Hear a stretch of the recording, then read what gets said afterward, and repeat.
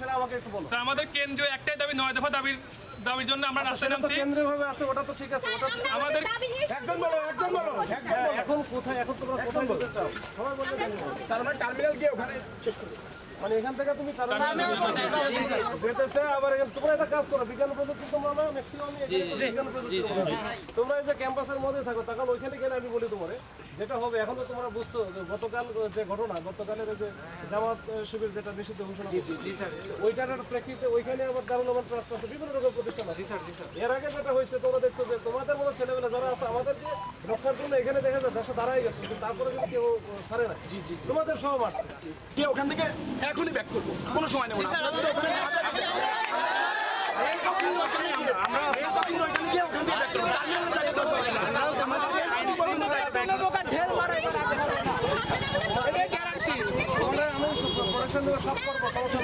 ছাত্র সমাজ কে আছে?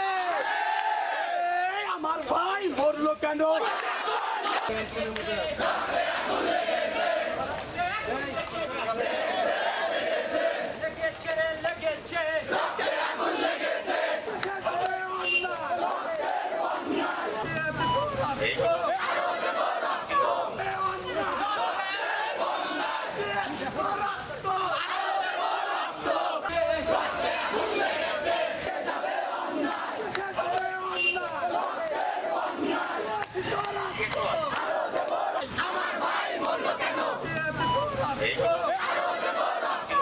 সারা বাংলাদেশের ছাত্র সমাজের প্রতি যেন তারা তাদের সহমর্মিতা বজায় রাখে।